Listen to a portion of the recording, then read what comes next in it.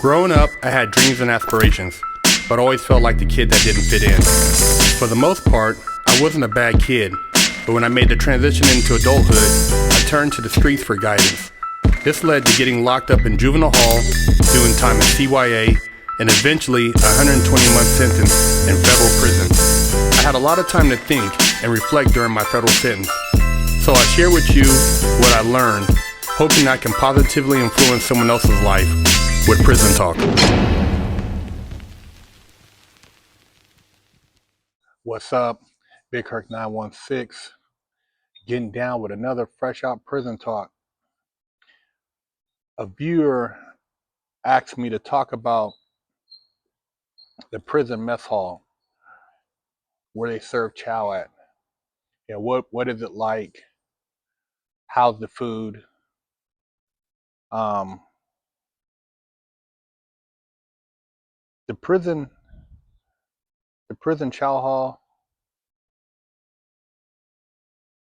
it's one of the most depressing places in prison because the reality that you're eating in a place that's surrounded by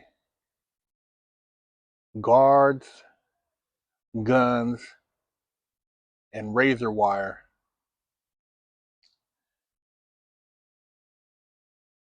doesn't make the dining experience pleasantful. You know, when you go to a nice restaurant, there's an ambiance about the restaurant. Maybe they have some candles or some mood lighting, some music playing. The waitress is dressed a certain way. The way the food comes out, and it's brought out in sections, you know, maybe your appetizers and your main course and then your dessert. It's an experience, you know. Even when you go to fast food, you sit down, you're looking outside, you know, there's windows. All this ties into your ability to enjoy the food, to digest the food, to psychologically be fulfilled with the food. All that's out the door in prison, man. The colors of the prison dining halls, I would imagine, are similar to even what the guys experience in the military. That's why I have a lot of military guys that support the channel, because there's a lot of similarities. And I've been in a military mess hall multiple times. I grew up in a military family, so I've had the um, the grilled cheese in there, and I've been there for little functions and stuff like that. And it's not as bad as prison, but it has a similar colors. They use a lot of really uh, flat tones, you know, things that don't have a lot of energy. So it kind of brings your mood down. And it's just a very depressing place to eat, man. But unless you're balling and you don't have to go in there and balling in prison is being able to have, tuna fish or, sardines, or you got beef sausages, whatever the case may be. You got food you can cook in your unit. And prison balling, man, the food, the quality, the nutrition, you don't even want to think about it. I mean, the preservatives, um, the additives, all the stuff they put in that food. I know it affects your cognitive thinking, your testosterone levels, your ability to ration.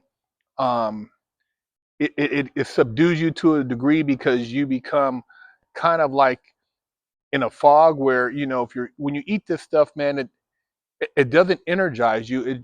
It just kind of, I don't know, it just kind of sits in your stomach, man. I mean, you try to imagine that it has some decent flavor, and you fantasize about it maybe tasting like something you've had on the street, but it's prison food. Beef sausages, tuna fish, rice, everything's uh, either in a little like plastic package or a Ziploc type situation, or a can. Nothing fresh. In the kitchen, you go there because they do have like They used to have a hamburger Wednesday with French fries. You know, you try to visualize, you know, having, I guess, an In and Out or McDonald's or something. You know, you try to visualize it being something better than what it is.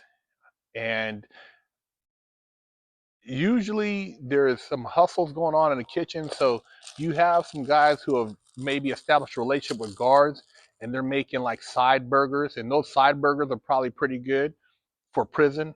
You know, fat burgers, they'll have bacon, egg, and cheese or something on them, and that will, uh, you know, kind of be something. I guess if you're trying to get a feel for having food from the streets, you know, guys who are having bread, they'll buy a couple of those.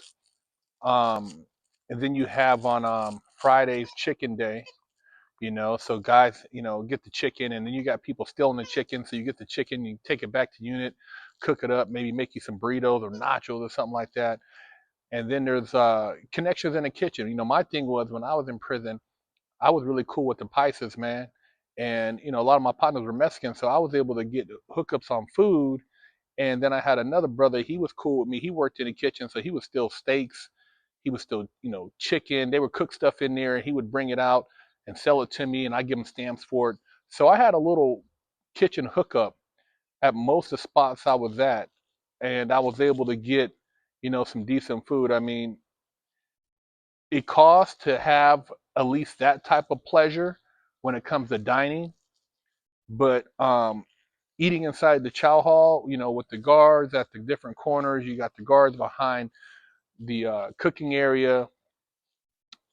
Um, it's very segregated. You got, you know, the Asians over here, the whites over here, the Hawaiians over here, the Norteños over here, the Serranos over here, the DC over here, the Florida boys over here, the Latin Kings over here, the New York dudes over here, the dudes from Virginia over here, the Bay over here, the the Crips over here, the Bloods over here, the Neutral over here. So, yeah, it's just very segregated, man, and it's not a pleasurable dining experience.